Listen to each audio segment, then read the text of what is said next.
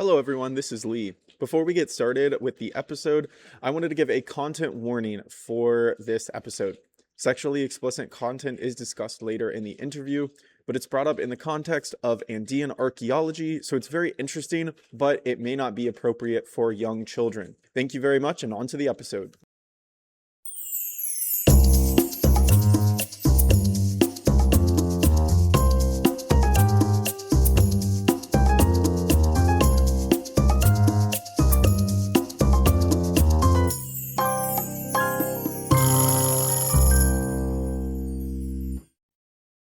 Hello, everybody, and welcome to the Midwestern Archaeology podcast. My name is Lee Strange, and today we're joined by Dr. Justin Jennings, the Senior Curator for the Archaeology of the Americas at the Royal Ontario Museum.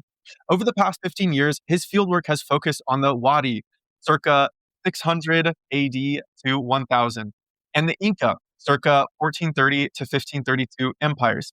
His research explores themes of state formation, cultural exchange, ritual, and the social meaning of alcohol and drug use, asking not just how empires rose, but how people lived, feasted, and remembered. In addition to publishing numerous articles on the Wari and Inca and other Andean cultures, Dr. Jennings is also the author of several influential books, including Beyond Wari, Walls, and Globalizations in the Ancient World, which push us to rethink what ancient globalization might have looked like long before the modern world.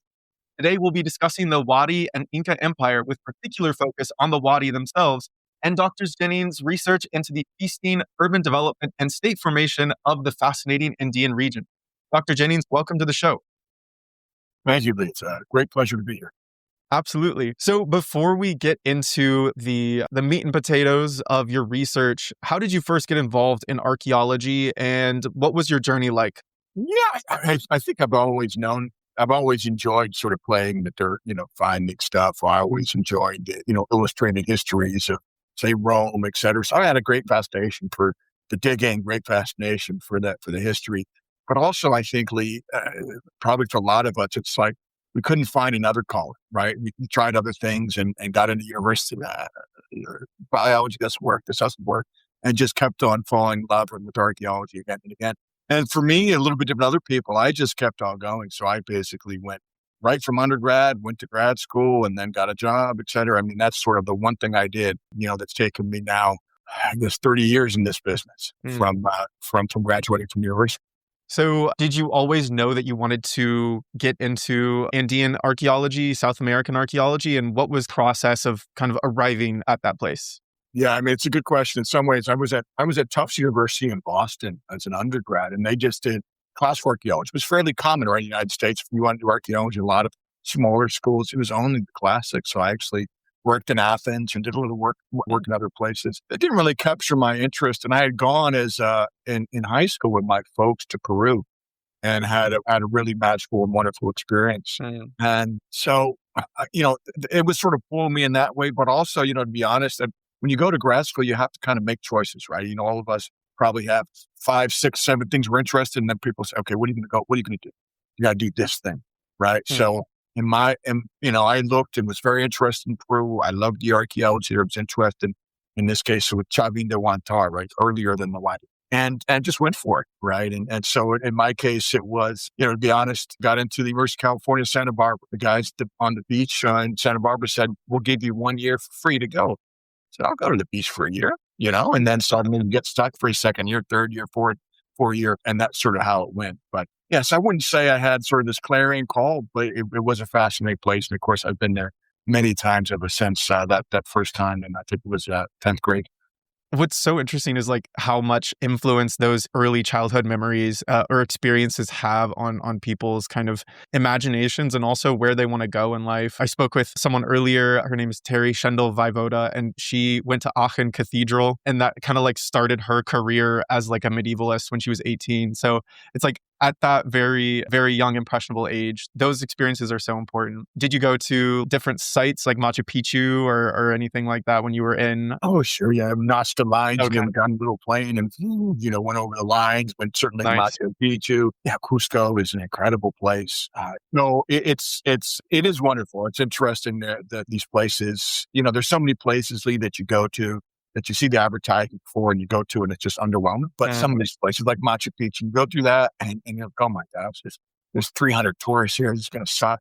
As soon as you go through that door and you see that the sight and all its splendor, it takes your breath away. And so it is oftentimes quite magical. The archaeology is incredible. It's a reason, why I keep on not being able to resist the call, the silence call to go back there.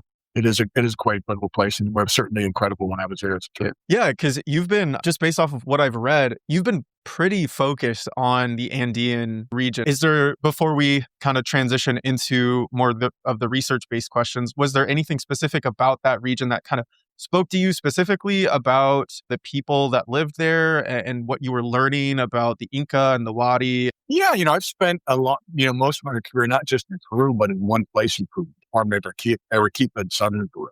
Right. And so some of it is like with a lot of folks, you begin to build personal connections. You begin to understand the archaeology a little bit better. So you go back and, over and over again. Yeah, for me, how it started, it's always tough. You're talking to your advisor, because I have the PhD and was talking to, where should we go? I want to go to a place in this case where we have Wari and Inca that were in the same place, and trying to look at the differences between them by looking at what happened in one valley.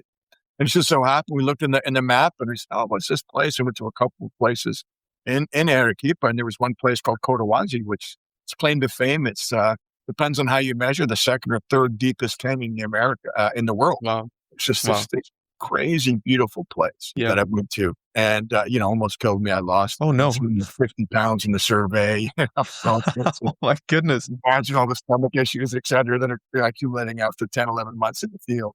But then just continue to come back there over and over again. So it is interesting, you're right, Lee, that some folks, especially, for example, if you're a paleobotanist, you tend to work in many places around the world, right?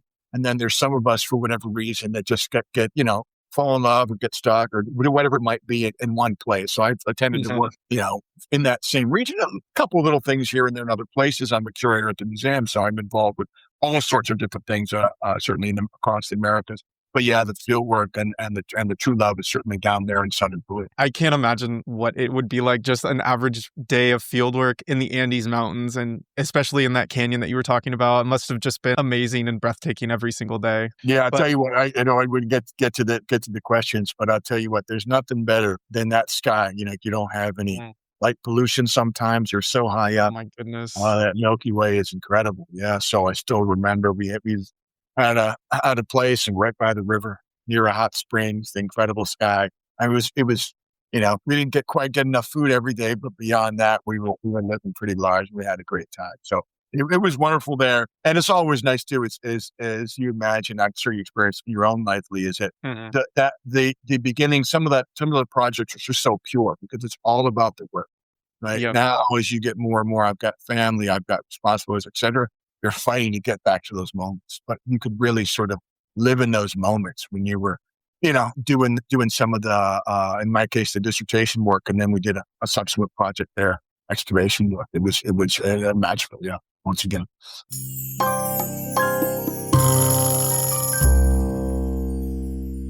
Ready to dig into discovery? Join the Archaeological Research Institute with a student or family membership. Whether you're a junior explorer, apprentice archaeologist, college researcher, or a part of the family expedition team, you'll enjoy hands-on experiences, exclusive passes, and a Field Notes magazine packed with stories and activities. Memberships start at just $25, and every level helps support real archaeology in your community. Join today and start exploring at the Archaeological Research Institute.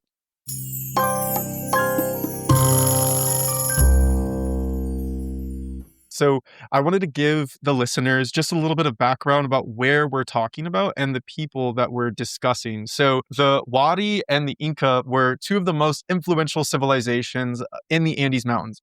The Wari state, which flourished, as I said earlier, from about 600 to about 1,000, was centered in the highlands of Ayacucho, and it became one of the first large-scale political systems in South America, building cities, roads, and spreading art, culture, and ideas across a vast region. Centuries later, the Inca Empire, which many people will be familiar with, rose to empire status around 1430 CE and expanded on many of those same foundations. The Inca forged one of the largest empires in the pre-contact world, linking mountain, desert, and rainforest through engineering, religion, and diplomacy. So, with that context in mind, let's turn to your focus, your research specifically on the Wadi. So, when the Wadi first began to kind of coalesce in the archaeological record, what does that look like? Is that a fast transformation, or is the Wadi transformation into a state more gradual and long term? Yeah, it's a great question, and it's interesting. I did a book called Killing Civilizations, where I attacked the civilization concept. I've got another book coming out next year. Was there ever an ancient state? And the answer is Mm, it's no. So part of it is getting at these sort of broad concepts and trying to unpack them a little bit. Empire, civilization, state. What do those mean? And how can we easily sort of look at one area and move stuff down to another place? I think. yeah. But to your question is basically what we do have in this Ayacucho, which is the Central Highlands of Peru, sometime around 550 AD or so. Something happens that you do have what looks like a variety of different ceremonial centers that are trying different things out to sort of attract followers. And what happens is these tend to be places where people would go for a ceremony and go back to the village. Go to a ceremony, go back to the village. It wouldn't stay there. And then sometime in the 6th century, people started to coalesce in these places. There's some evidence for violence that it's oftentimes a key driver. There's other things that are happening. And it just seems that there's just all this sort of competition, all this movement, potential violence happening. And ends up people coalescing just in a couple of places. So you go from, let's say, the biggest settlement is maybe 1,000 people to suddenly, you're 10, 20, 30, 40, 50,000 people, sometimes in Wow. the space of a few generations, right? And that was one of the things with when I did that Killing Civilization book that's so interesting. So I looked at like Los Angeles and Abu Dhabi, et cetera, and just these things that went from nothing to just huge in the space of a few generations. So when you ask for what was Wadi, in some sense, it was people just trying to figure out what the heck to do when, Mm, 2 generations before, in the space of someone's lifetime, you went from a small village to living in this just mega city, right? yeah. So that Wadi at its height was something, it could have been as much as 12 kilometers square, right? It was probably Wow. the largest city in the pre-Columbian Andes. Now, sometimes it's tough for some of these measures to look at surface scatters, architecture, et cetera. But probably some of the order of 50,000 people, if not Wow. more, there. So a lot of when we talk about sort of, state or civilization, whatever it might be, is trying to sort of, understand what are the sort of political and economic and social structures that people make in order to make this feasible, in order to live. And because usually what we do is I assume that, you probably do the same thing, Lee, is you're in a new situation. Let me pull out my old tool belt of what I've used for other situations. So people are trying the old stuff. You're trying to fix the car on the fly as it's moving down the highway kind of thing, right? What you're doing. And so that's kind of what you're looking at Mm, with Whiting. And certainly it's the same thing. And, when you talk about it, but you can talk about the Inca, very similar. You can talk about Moche. You can certainly talk about Roman, et cetera. You go all the way around the world, same issues apply. It's interesting because you think of, let's go all the way back to V. Gordon Childe talks about the urban revolution. All right, and there's lots of issues we can mess with V. Gordon Childe. But what is stunning is that oftentimes these are fairly quick transitions that in kind of the blink of an eye, certainly in terms of the wide historical scale, life changes. And then people are trying to figure out how to, how to make things work. And in those sort of compromises, in that frantic scrambling, et cetera, that's where you start seeing all those structures that we might call that empires or states, whatever terms we want to use on those. My issue not so much the term is that we kind of we put the label on them and decide that everything has to work in the same way because we put the right. label on. That could be my issue. Right. That analogy you gave of fixing a car while you're on the road, barreling down the highway I love that. It's a great way of illustrating this kind of the Wadi were doing something, at least in their region, unprecedented. They were coming up with solutions to problems that they had never faced before. And I'm curious, given that we use the word state, is there the presence of a very identifiable elite that appears in the archaeological record? And are these elite kind of facilitating this growth that, as you said, kind of takes place within a few generations? Yeah, no, there's certainly a Wari elite. So that's undeniable.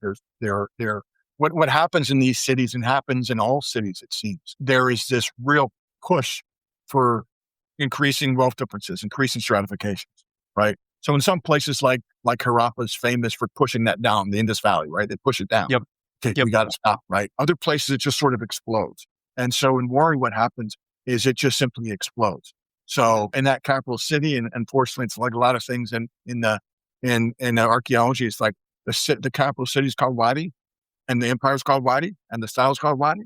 But in that capital city, what's happening, and in other cities as well, it's that looks like what you're having are these elite houses that are trying to attract followers, and they're attracting followers in competition with each other, and so you have like sometimes people call them palaces, but these elite homes with high walls and big patios inside, and they are trying to bring people in to feast with them, to worship their same ancestors. And they're sort of building what I would call political houses. So think of the big Game of Thrones and about the kings necessarily, but this sort of notion of different house of this versus house of that, right? So you're building these houses in competition with each other. So what's interestingly is that what we have a lot of evidence for is elites and powerful elites. But what we don't have a lot of evidence for is that sort of structure above them. Do we have a king? Do we have a monarch? Right. Do we have a centralized monarchy, et cetera? The evidence thus far, at least from my point of view, is we don't have strong evidence for that. Wow. But we tend to think of that, and that's the problem with the terms of state civilization. You tend to want to think that there's somebody in control and there's a certain structure versus this other kind of system where it seemed to be very much on the fly and people are just trying to figure things out. What they're doing is they're using these small scale systems and then trying to coordinate between them, right? That's really fascinating, and especially when you contrast with the later Inca, you have the Sapa Inca. You've got the head man. That's so interesting. I guess while you were describing these households, these influential nobles, the one comparison that came to mind, this might be a bad one, is the Roman Republic. There was a consul and there was a senate, but for the most part, it was dominated by these noble patrician families that kind of jerked the state in one way or another. So like Julius Caesar going and conquering Gaul, there wasn't really someone that told him to go do that. He wanted to pursue glory and all of these things. Is that a fair comparison, would you say? No, I think it's fair. I think in the sense what we're saying is, hey, look, that I think there's two aspects of that.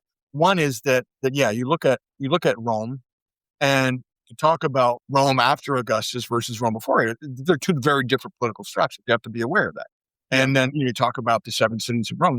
And it's because I would even push yours a little bit further in saying, hey, that oftentimes in terms of plebeians, the term you want to use, the Roman terms, is that they're oftentimes linked to particular patricians, right? They're linked to patron, to different places, et cetera. So that's the strong link. So that to me, my relationship as a plebe is to you, rather than to whatever kind of broader Rome that you're kind of talking to. That's the relationship, and that's the relationship that's most important, and that a lot of the political sort of grease, if you will, in the system is being used to maintain.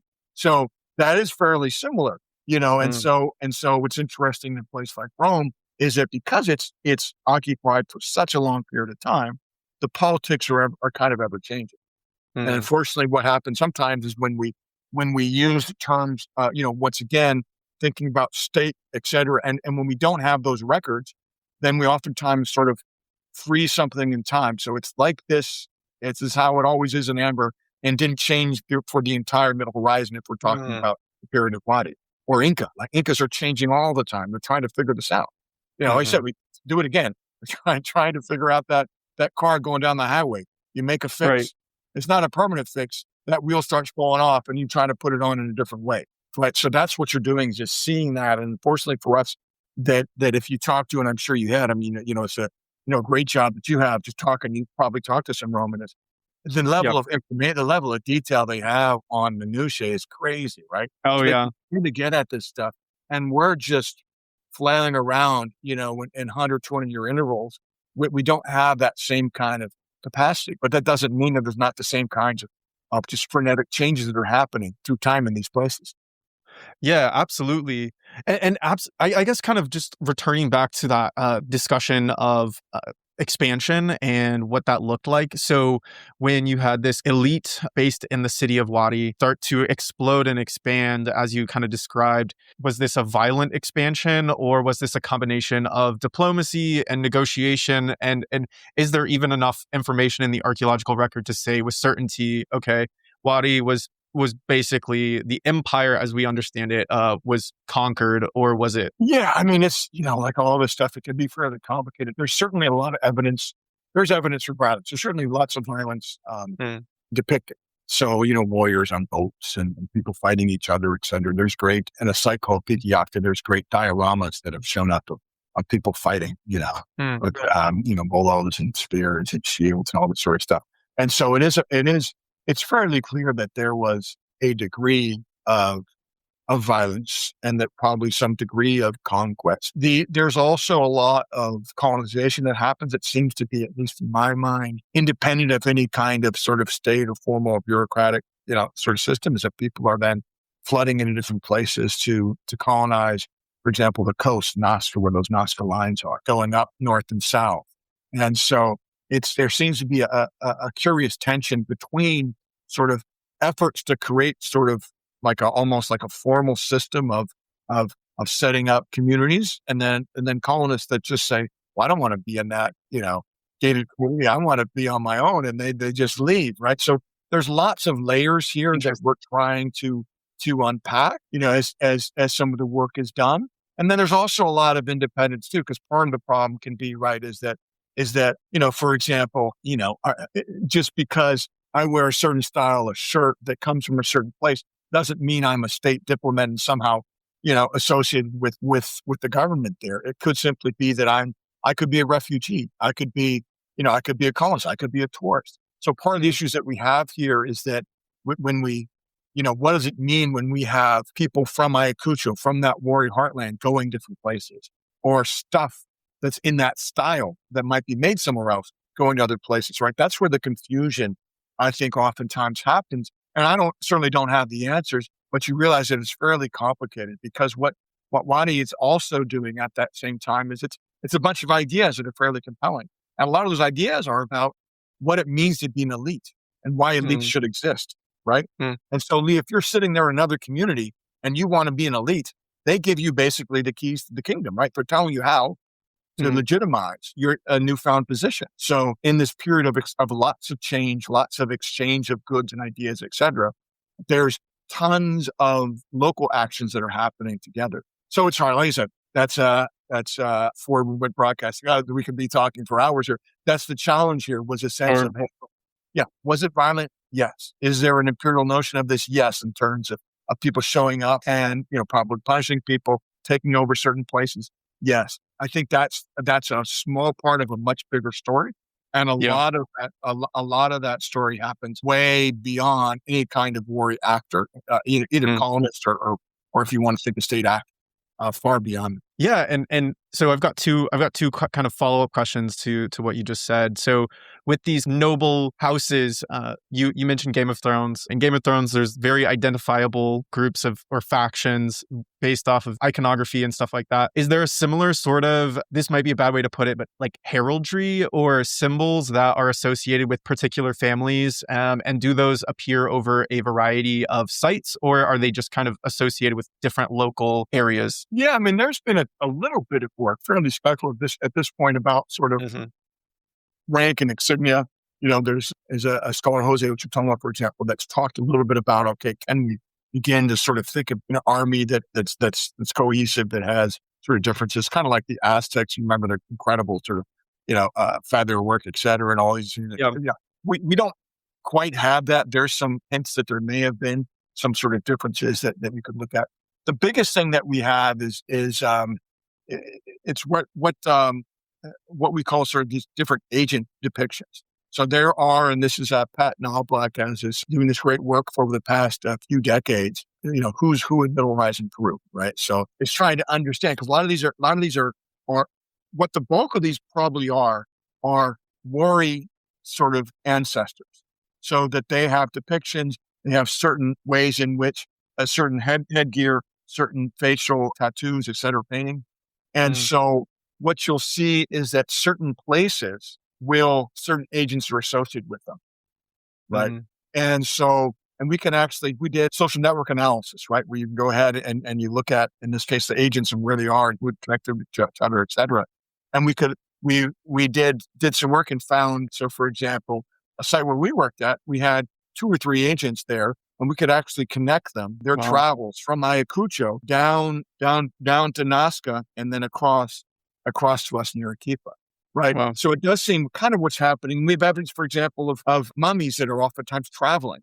Because remember, so these are folks. So think about it right now. As I'm trying, I'll flip the script on you, Lee. So I'm the elite, and you're the plebe. So you're the normal person with your family. Okay. What happens is I'm trying to sort of build a relationship, with you, and part of it is this feasting and the stuff and the psychedelics. I don't want to talk about that, but also it's creating this sort of shared ancestry. It's a weird thing, about clans, et cetera, but this is almost like, okay, we're going to keep on doing this. We're going to feast my ancestor, till my ancestor becomes your ancestor, almost. And that almost, I think, is critical because it's my ancestor by blood and yours by proxy, right? So there's a clear divide here, but we're doing that. And that those ancestors then seem to likely be taken to feasts back and forth or taken different places within a settlement, but also taken on the road to found new settlements. So you take your mummy, similar to the Inca stuff, you've probably heard about that, and the Inca emperors visiting each other, taking those mummies. But they also seem to sometimes be they have these big pots where they would serve the beer that face neck jars. And so that jar was in the face of the ancestor, right? And they also take that jar, a piece of that jar with them as they go, right? And so you have this real emphasis on ancestry and different ancestry in different parts of the city and different parts of Hawaii. So there is this real emphasis on, once again, it's they're all playing the same game, but they have different, you're talking about different insignia. The insignia really is different ancestors, right? And then the sort of attributes of those ancestors. And then we'll see them for example, in tunics, and they'll be fighting with each other. Sometimes we have evidence, big captives. We'll find a beautiful pot, with a rope around his neck and his hands tied behind his back, one of the agents, right? And you can see, and this Pat Malabluck has begun to do a little bit like the soap opera story, right? Of the Middle Horizon agents, right? So you begin to see who is fighting with who, and then who makes up, et cetera. All this sort of drama. And these are probably the stories that people told that would not only tell them who they are in terms of where they stand in Wari society, but also, their histories of relationships with each other. Should we be friends with that person or enemies with that, right? Depends on the histories that they put forth. Yeah, absolutely. And I guess I am curious. So you've published a lot of research. We've been alluding to it on the feasting of both the Inca and the Wari. And in both contexts and both times, feasting served kind of an important role in the politics of both places. And you mentioned that there's almost this client-patron relationship that exists between the Wari elite and their plebs, if you will. So what role does a beer and hallucinogens and feasting in general just play in this Wari context of politics and diplomacy, where elites feasting with other elites, only other people of a similar status, or was it more of a kind of client patron sort of a feast, if that makes sense? Yeah, I mean, I think this is one of the big differences, and for example, with the Inca are famous for their feasts, right? They have these big plazas, and they'd have chosen women that would brew beer, right? And you would just drink till you passed out. And the Spanish got there, and they were horrified, right? How much these folks drank, and just the mayhem that ensued with that. There were reasons for that we get into, and a lot of it was really, there's a whole idea of the world is that it has circulating fluids, right? And that part of your job to continue to make the world work was actually to drink to excess, right? And in the right occasions, right? But the point is that for the Incas, they had these huge parties. So it would kind of, lack of a better word, sort of a rave mentality, right? Is that you've got the big platform, you've got the representative of the Inca there, and you've got hundreds of people in those spaces. Wari didn't have those spaces. Instead, the big feasts that they would have were in these small patios where let's say 12, maybe 24 people, could congregate. And what we know from Wari is that when you had a feast in one of these elite houses, all the surrounding households of the poor folks that were associated with that elite house, they did a lot of the cooking. So for the a week or two beforehand, they're doing a lot of the beer work, doing a lot of the stuff, et cetera. And then what it looks like, and is that everyone comes in. Now, whether or not this is everyone, it could just be men, it could be adults. I'm not, we have to do more work to figure that out. But it seems like everyone comes together into these small spaces, does a finishing work. So, for example, I might bring a batch of beer from my house, and then we pour it together into those space neck jars of the ancestor, right? Bring in, cut the choice, we do the initial butchering, and the final butchering and cooking when it gets into the elite house. So we'd see this rhythm. It happens time and time and time again. So what's interesting here is that from a Wari perspective, is that political power is fundamentally face-to-face through these events time and time again, right? So how am I building relationship? Is I'm building relationship by doing things, we're doing things together. We're praying together. We're praying at feast together. We're eating together. And then, we talked a little bit about this. We said the psychedelics. So you're having this beer, and what we were able to establish with Matt Buer, who was paleobotanist on a project, found the first direct evidence that they were putting in this Anethera colubrina or bilca. So this powerful with DMT laden seeds into the beer, right? And so what's cool about that is, so you're probably used to, for example, like whether or not personally, but into, the snuff tablets and, that are from like the Amazon. And you see it, if you see the videos at least, you take the stuff, your eyes pop up, suddenly everything's gone, and you are out of the world for about 10, 15 minutes, right? But it's a fairly quick, intense high, and you're just gone. What happens when you drink it, it metabolizes basically different. It goes, it's not as strong and it's longer. So you make this sort of more rave-like beer that's giving you something, and it's amazing to think about is that these are seeds that are coming from mainly from the eastern flanks of the Andes. So they're not local. They're probably being put in, and this is where we have evidence for them being put in at the house itself. So I bring regular beer. You go ahead and I keep on switching who's the one in control here. Now you're the one in control. You put in the seeds into this vessel, and then I drink it. And this is not the beer that I made. It's special beer.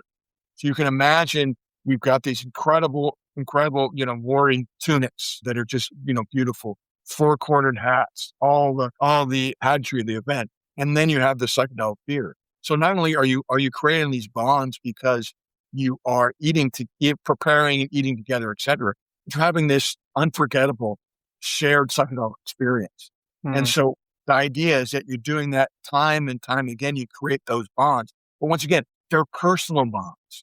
And the issue with Wari politics was always personal. And so even when you talk about a site that is located far away from Wari, they had to then, the only way that they knew how to do things was to build those personal bonds by trying to attract people and trying to get them to have feasts and trying to be part of that experience. And that's how they built it, by sort of, it sounds silly, but one party at a time, right? And and it had to be personal because that was a tool that they used. They didn't expand it out in the way that Incas did. The Incas were able to break that sort of cycle, and it was much more of an impersonal empire than Wari.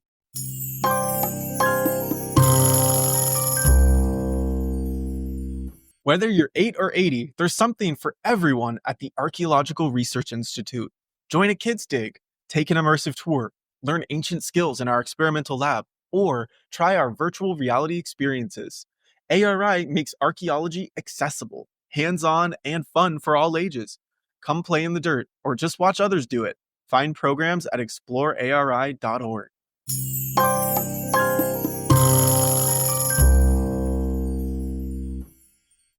Now, is this practice of psychedelic feasting, is this there at the outset of the Wadi expansion, or is this something that was an innovation as they're kind of expanding and kind of thinking about how to make connections with these new communities of people that they haven't been in contact with? Yeah, that's a great question. It's hard to tell. I think, we've got clear evidence, for example, on ceramics fairly early on of the of depictions of this Anethera colubrina. It's got It's got like a long beanstalk that's fairly easy to see. So that we know that at least that's been depicted by, let's say, 600, so very, very early on in the empire. Mm. Now, the issue that you have is so that other folks, other ways of doing it were with the stuff tablets and using the stuff and storing it, right? There's the Tiwanaku, who you may have heard of, that around the same time. They tend to do it that way, right? And we Mhm. do have some examples of snuff being used. So I think in some ways that they're trying to figure out what to do with these, and whether or not it's a good question about, is this a sort of historical accident that people put this in particular beer because it works better in particular beers rather than others? Or was this something that was, known about and simply then got inflated as it became a political tool? It's hard to answer that question. Interesting. And at these feasts, do we know with any certainty how frequent these feasts were held? Was this kind of a seasonal thing? Was this by like an as needed basis? Can we tell that from the record, or is that? Yeah, I mean, we know that there were multiple. So what's interesting in a lot of places at Wari and at other sites like Cochabamba and some of the work we've done is that people are renovating a lot more than you need to, right? They're putting a bench in here. They're doing something that, it feels, and it seems like they're trying to find excuses in some ways to engage with people and Mhm. engage with parties, right? So there is that we can tell, we can look at, we can dig a house, for example, and find multiple layers of feasting that are associated oftentimes with each renewable floor, et cetera. We don't yet have the precision because I think, yeah, the question is it, let's say, 3 times a year? Is it once every 4 years, or whatever it might be? I mean, I guess, my heart, just because I want to have a good party, I want to have it more than, once every 4 years. Yeah. It does seem like, once again, that this is not a one-off event. It's a reoccurring event. But unfortunately, once again, our challenge in the Andes is, we have those Spanish records that talk about the Incas and some of Hmm. the, the indigenous voices that are talking, using Spanish right at the time of the conquest. But we're talking now 500 years earlier, 700 years earlier. We just don't have the information. So we know it was happening. We know it was happening with some frequency, but yeah, I'd love to tell you if it was, Yeah, no worries. No, you answered my question. So I liked how when you were initially describing the feasting that you kind of compared the Inca and the Wadi and the architecture of the places that these feasts took place. So I read a little bit about the Inca spaces. You kind of had a lot of people invited, and then the Inca themselves, or the elites, were kind of visible for on a raised or elevated platform, and they wanted everybody to see them and everyone to know that, look, we are providing all this food for you because part of our empire, you're part of our state or whatever. But with the Wadi, it's much more, as you kind of said, it's in these compounds that are much more intimate, their spaces, and it kind of reflects possibly the emphasis that these two different societies and cultures placed on statecraft or state formation. You mentioned that Wadi, they're more about personal face-to-face interaction as opposed to, look at me, I'm up on a stage and I'm the one that is anointed to rule you. Do you think that reflects the cultural values of these two people? Well, yeah, definitely. I think you make a good point here, in that so alterity or otherness is always a play in any society. Certainly in our society today, it's in play. With the Wadi, once again, we're saying, hey, we're family, but you're not quite family, kind of thing. Mm. There's a sort of arm's length sort of familiarity here.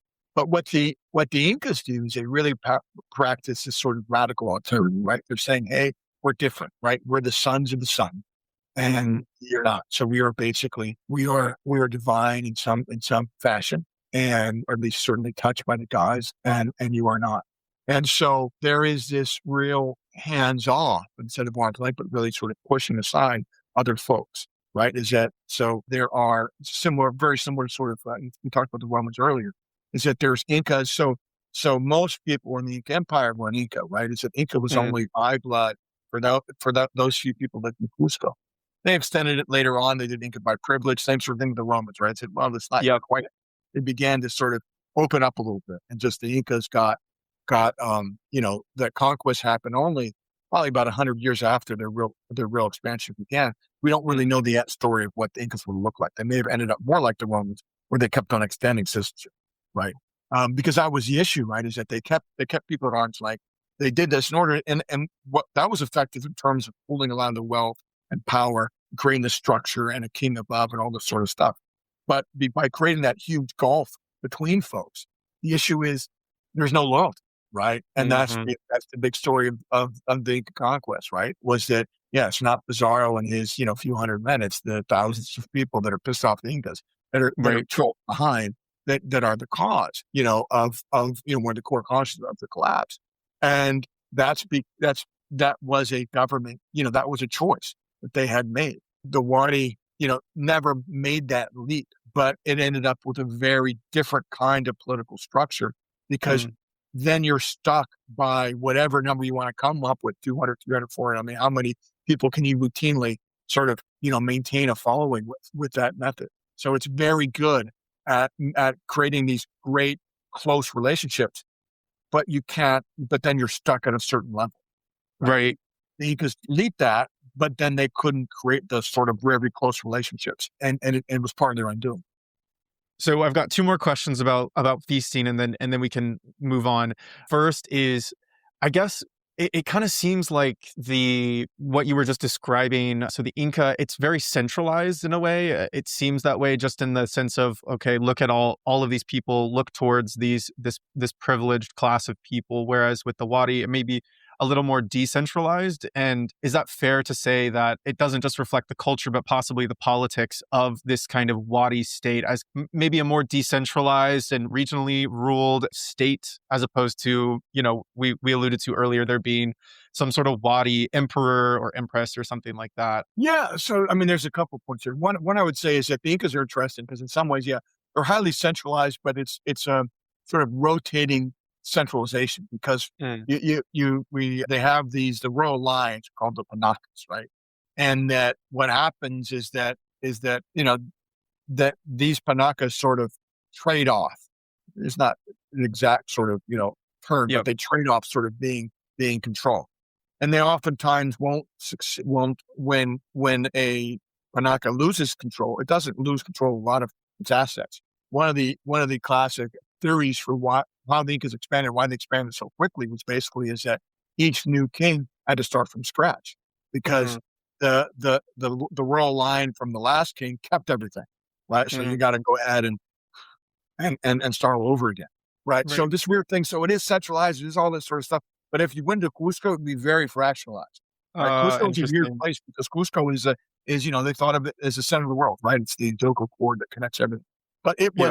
it was you weren't allowed to be there unless you were an Inca or serving Inca. And actually, Yeah. the serving class seemed to have sort of been there in the day and then left at night, oftentimes, most of them. Interesting. So it Wow. was it was very sort of this sacred land, sacred space, and then within there's all sorts of conflict and all sorts of people saying, "Yeah, that Sapa Inca, that king doesn't work for me. I work for this Panaka." But then from the outside, when you pull back, certainly you just think what you see is that person on top, right? Right. Not talking to anyone and all this sort of stuff, right? It seems very, very, very, very centralized and heavy. Well, Wadi's hard because in some ways, what I kind of think of is that you got to think of these sort of political houses, and then these political houses, probably what's happening is that they're the seed for these different colonies and different folks that go different places. So the question once again is, if you're going ahead in a ward colony and you're gone 500 kilometers away, what does that mean? Does that mean that are you still beholden to that particular place? And it does Mm. seem that we can actually look at the ceramics that are in different places, et cetera. Say, oh yeah, those people are from there, right? Or they're from there. And Tiwanaku, the other group, very similar, is that they seem to continue the main relationships to their particular group, Mm. right? So that's the thing. It's difficult. You say, okay, what a wanted colony, or sometimes we often say, administrative center. We'd say that, right? Both those terms are so loaded, right? I'll Oh say yeah. colony, and or I'll say outpost, or I'd say, refugee camp. We use these terms, and then they get legs of their own and sort of go with Oh it, yeah. right? So it can be, have to be careful to the terms that you use. But it does sort of see what happens is that these folks come, so for example, Nazca is very interesting because Nazca is the closest. So if you're in Ayacucho up there in the mountains, the closest to the fastest way to the Pacific is through Nazca. And Mm. there's so many colonists that show up there. but there's a lot of redundancy that doesn't make sense. Like there seems to be 2 or 3 roads connecting. There's lots and lots of sort of overlapping strategies and overlapping settlements. And to me, it only really makes sense because there's no one in control, right? And everybody's in control, right? There's the different political houses are trying to sort of set themselves up, right? And there's occasional efforts to try to coalesce them into some sort of grand plan that breaks down. And then, because that's the thing at the end of it is it's, think about any great, dystopian novel, right? It's like at the end there's family, right? There's got to be something that always go back to, right? And so you see a lot of these sort of scaffolding go up to something bigger, and then it seems to sort of collapse down to those political houses and to those relationships that you're trying to build and sustain through your groups. And it's fascinating, and it's a little bit, it's in some ways really heartfelt, is that we'll see these colonies from very far away, that have now moved, days and days away and from Ayacucho, and they're still trying to maintain the same. They're still trying to keep their ancestors. They're eating the same kind of foods they used to eat. They're using the same pottery, right? They're still. I mean, it's like any diaspora community, right? They're trying to maintain something of their relationship to back home, right? Yeah. And so you see that, but I don't think that necessarily means, once again, that there's some sort of state or grandmaster, that there's an Oz behind the curtain that's pulling all the strings here. It just doesn't sometimes feel like that in some of those places. Yeah, absolutely. And so just one last question, not necessarily on feasting, but what you were talking about when it came to this family unit, because I understand that the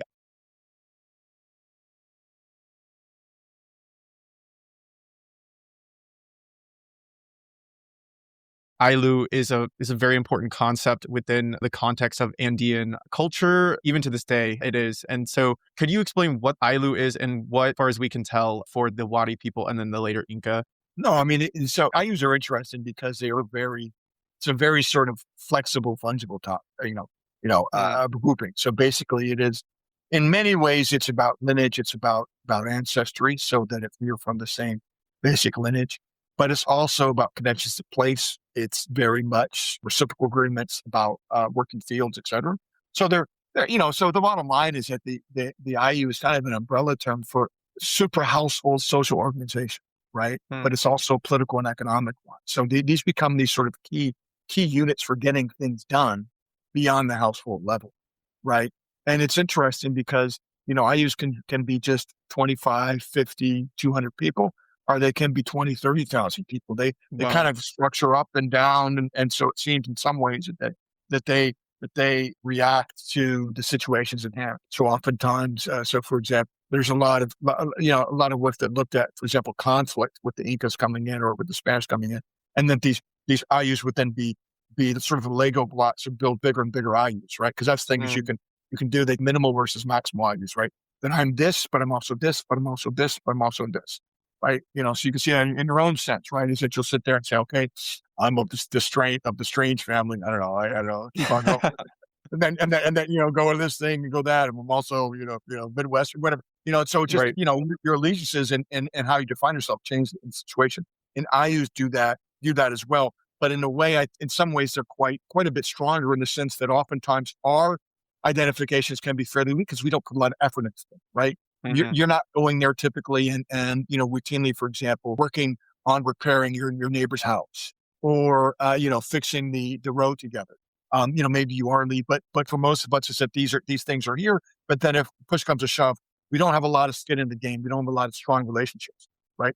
These tend to be at least at the village level, very, very, very, very strong, right?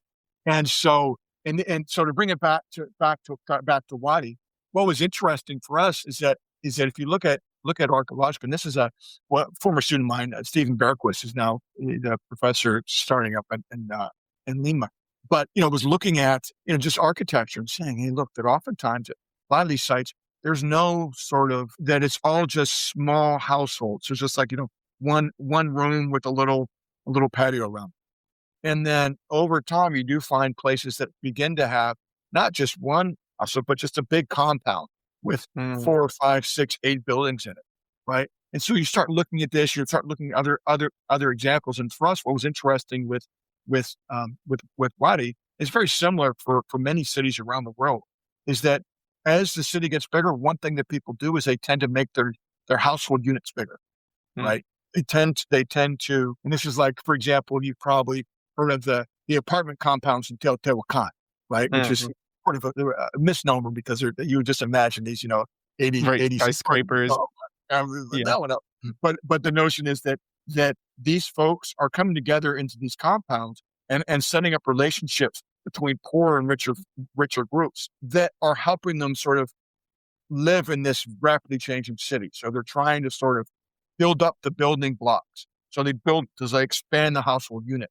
And so the IU is expanding the household unit in some ways in the urban setting. And what it does is it sort of jumps the rafters so that pretty soon you can imagine that, okay, well, we can't fit everybody into the same sort of compound, but we're going to go ahead and do more to sort of make them feel as if they're one family, right? So a lot of what I talked about with the feasting is about creating a sense of family. Mhm. And once again, you're going to hierarchy in your family, right? I mean, Lee, I'm sure you use some sense of, or at least folks, where, hey, there's someone in charge of the household. Oh, yeah. Right? Yep. So you can have that. We're not saying that it's equal. We're not saying that there's no hierarchy, but we're saying that there's a familiar sort of presence. And so there's rights and responsibilities that come with that, right? If you're a member of this family, you need to do this, and you expect that. And so that's what IU, I think, is kind of doing. But what we're seeing Mhm. is as sites, as places get bigger, they get longer occupied, then this happens cross culturally. The IU is just sort of the end manifestation of Mhm. this broader social economic political unit to deal with changing times. Yeah, and so when with our discussion earlier about these noble houses, is that the IU is there some crossover between these two institutions, or do they kind of exist not necessarily in opposition, but kind of apart and separate from each other? Our discussion earlier, were we talking about the IU without saying that, or is it something separate basically? Yeah, I mean it's a tough one because one of the tensions that we have in the Andes is that we don't simply want to project. We're going to take the Right. same things that were happening or happening today and just say, oh, that's going on. So yeah, I do think there's a notion, and there seems to be.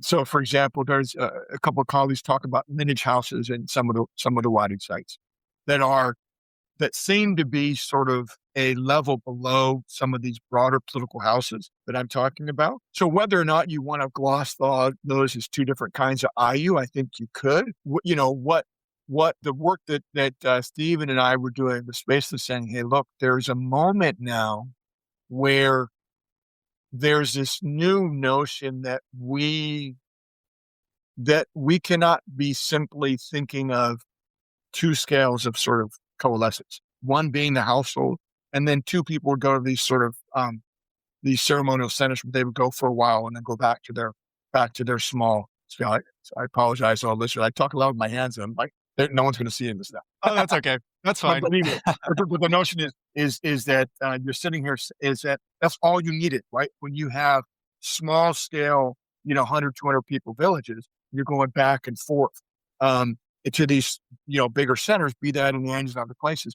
You don't need that sort of intermediate sort of notion. The issue is as you get larger, more longer occupied sites, you start needing other kinds of mechanisms. So once again, I don't know if I necessarily say the IU, but what is intriguing is that there's a sort of tool that seems to be born from this urbanization Mm. that then becomes something that is seen as utile to other groups in that same period. So it's another idea that's going on at the same time as we talked a little bit about this notion of elite status and how people are elites.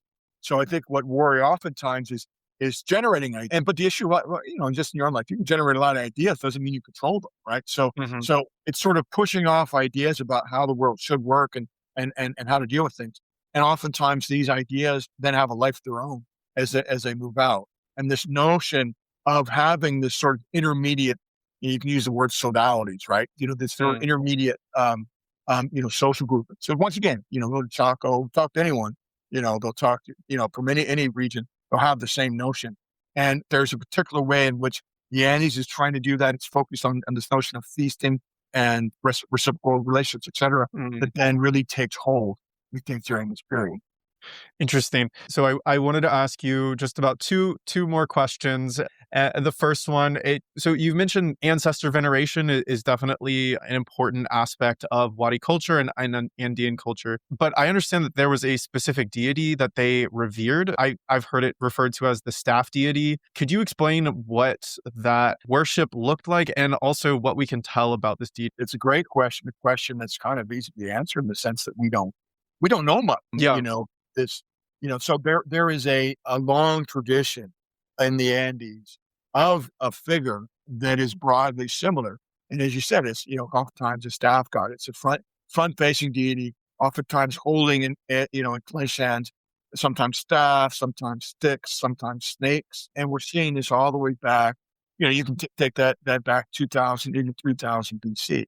So long before Wadi. And it's interesting because there's lots of notions about what this might mean. And, does it represent, for example, one god, multiple gods? I think there's a sense, oftentimes there's different ways. So for example, that looks like humans and deities are portrayed differently in terms of their facial features, especially their eyes and how their eyes are depicted. So we can somehow have some sense that they're sort of, humans and other than humans, and whether or not we want to call these gods, et cetera.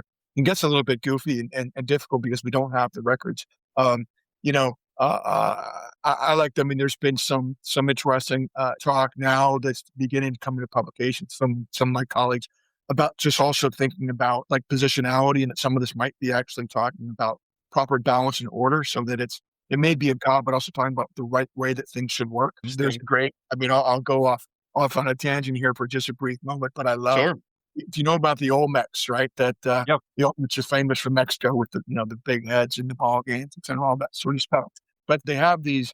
But what's awesome is, right, so have and the Maya, et cetera, you have this great tradition that you have the temples that look like the jaws of the earth are basically opening up, right?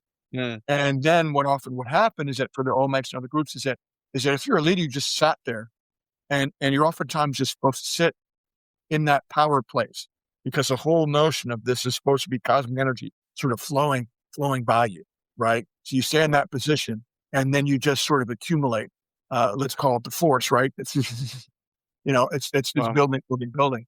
And so it seems to be the staff goddess in some ways, and it could be, we say God, goddess. Often, sometimes it's very, it seems to be both male and female and undetermined. It may flip. Is that it may be really this notion of sort of bringing, of maintaining that cosmos in the right way. And so, and from that, I think that's often the notion that you see. And of course, that's big with once again, Mesoamerica, the idea of blood sacrifice was to keep things in order. Talked a little bit about that as well. For the people that Incas, their explanation, for why they came to power, saying, hey, look, things aren't right. Peter Ghost talks about the cosmological plumbing system, right? The notion is that these fluids are supposed to be flowing in different ways. And the Incas are saying, hey, look, we're cosmic plumbers. We're going to go ahead and fix this. And so that's why we're empowered, because we're going to make sure everything flows properly, right? And so it does seem that you could see a long tradition, talked about drinking a lot, but a long tradition about drinking associated with ritual spaces. And it seems to be very much about the flow. Blood is one aspect. We don't get it too much in the Andes versus Mesoamerica, but still quite there. But you also have, semen, vomit, or any kind of bodily fluids that are sort of moving back and forth. And that's the whole thing, because we got to talk about, before you leave, the so-called porno pots, the moche pots with all sorts of crazy sex stuff, right? Is that, the dead are copulating with the living, animals, et cetera. Everything's happening. All that has to probably do in part with the sharing of fluids and the movement of fluids through the world, right? Wow. And so, that goddess is probably trying to maintain that flow in some ways. Yeah, that cosmic order, so you mentioned the moche. So the moche in relation to the Wadi are situated more northern off the coast. Is that correct? And so tell us a little bit about these pots. You kind of talked about it a little bit. Well, yeah. Wow. Yeah. You'll have to have some folks that talk about these. They're so-called porno pots, and they've got special rooms in a couple of museums you can go see. The classic moche are right before and then during the Wadi period, so about 200 to around 800 Common Era. But in that same region of northern Peru, when the Spaniards came in, they were upset about the drinking, but they're really upset about some of the sexual acts that were happening at temples in northern Mm-hmm. Peru because it just it seemed totally foreign to them. Once again, you're talking about, I mean, some of it is gay sex, but a lot of it is also, in bestiality. You're talking, like I said, necrophilia, all sorts of different notions. And so there are these things that just, frankly, look obscene to the eye today.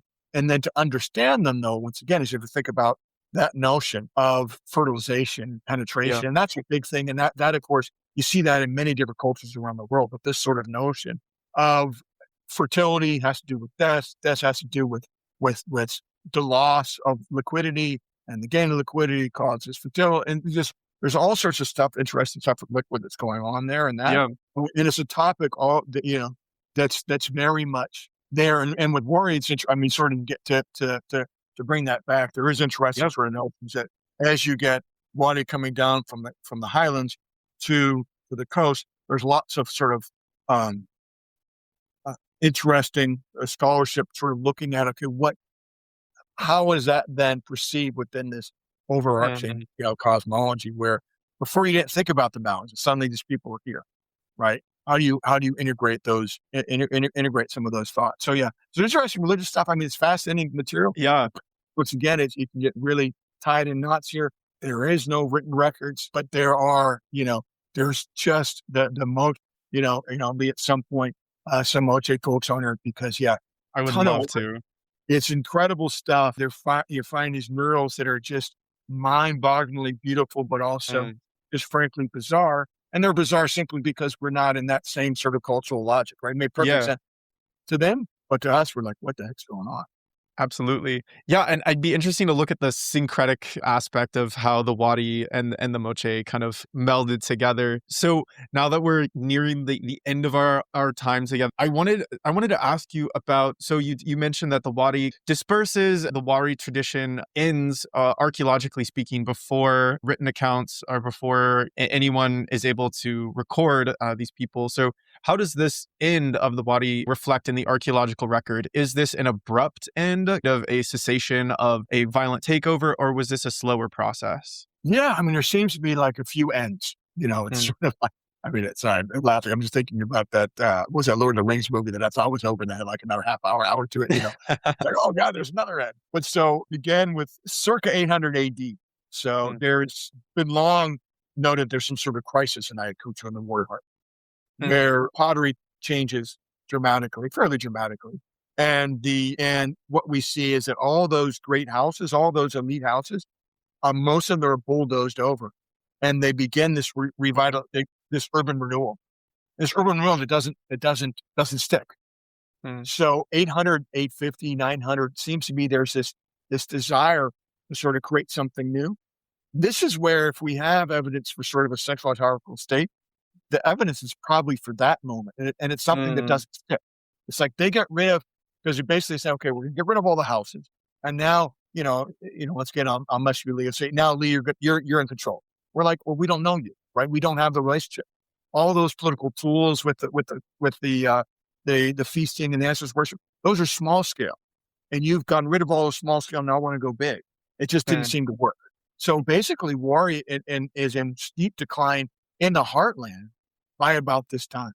Wow. A place like Nazca we talked about is the whole coast of Peru. Much of the coast of Peru is in severe drought. And so a lot of those sites are abandoned as well. So Wari and Nazca, it's gone, certainly by around 800, 850. Even up in the kind of people moved up and further up into the valleys and just said, we can't do it anymore. So that collapsed then. But Sarajevo, which is a famous site down far southern Peru, they keep going, right? But it's interesting is they keep going, but they have very little contact for hundreds of years with anyone else. They're isolated. So they're kind of doing Wadi, but they're doing Wadi on their own. Right? Interesting. So they're building relationships, and then at the very end, they start connecting with Tiwanaku because they have neighbors that are there that are colonists from this other place in Bolivia, Tiwanaku, right? So they have their end, and their end is really interesting, fairly common end, which was, they just decide one day to leave. They have one great big party, smash the dishes, burn the roofs, and just leave, right? Huh. We dug at a place called Tilcabamba in Sihuas, you mentioned at the very beginning. where we did a lot of radiocarbon dates. Seems like people were there as little as 20 years, as little as a generation, maybe 40 tops. So they show up, they quickly build the site. They looks like they bring their mummies there. And then they have one last feast. They take their mummies out of the ground, filled with rocks, just millions of seeds from the great big bash that they had. They break their pottery, scatter it, on the floors. They cover everything with dirt, and then just leave. They walk away. We don't know where they went, right? So it is this sort of long goodbye that's happening. And like I said, it doesn't make sense, because part of the issue that we oftentimes have is if we think about Wari as one thing, as a state, as this, as that, then you're like, well, what happened? Yeah, and then you want one explanation. The thing is, okay, this thing is falling apart in 17 different ways because it never had that sort of cohesion that begin with. That you're kind of expecting, because we tend to voice these terms on these very complex and dynamic and very, very. To that point, I'm curious if there was, a few things or one thing that maybe carried over past the kind of Wari heyday into post-Wari period and then into Inca period. What would you say the kind of cultural legacy that the Wari have in the Andean region? Yeah, there's a lot of, certainly you can look at stylistically, architecturally, some terms of art and architecture. You can see the echoes are in the Incas and later groups. There was an urban experiment there in terms of how to organize things that, in many ways was a counterexample. So some things often seems like people turn away from that. We talked a little bit about the IU and whether or not we want to use that term, but there was sort of this notion of certain structures and how to sort of maintain relationships across long distance that maintained. You can talk about quipu, those famous knotted string instruments that the Incas used for carrying space. We've got those back in the Wari era. Now, whether or not those are Wari creations, we don't know, but certainly they expand rapidly. And the notion of, like I said, elite, et cetera. So all of these are percolating in different places. I don't necessarily, there's different metalworking, et cetera. It's not necessarily that the Wari invented them. Then you get into this whole aspect of what is Wari, that we could talk a lot about. But it certainly was this era of these broad interconnections where lots of ideas sort of move back and forth. And then those ideas sort of remain. Then they become, now you have a sense of, okay, what's the right way to bury the dead is. If you're an elite, how you're supposed to do things, how you're supposed to dress, what should a temple look like? I mean, there's sort of questions there's a basic grammar that Wari kind of puts in place, which is fascinating. So it does have an enduring legacy. Very important. We talk about power, et cetera. And that's oftentimes the issue is that you say, hey, look, man, you don't want to call it a state, you want to call it empire. You're denigrating this. Well, no, I mean, incredible impacts. It's just that you just have to be careful with your language, because you do end up sort of naturally flowing with your assumptions into one direction. It's hard, but in some ways, I also don't want to be the guy that just gets so worried about your language, can't say anything, but right. I'll try to sort of think through, okay, what do we mean by these terms, and how do we evaluate them?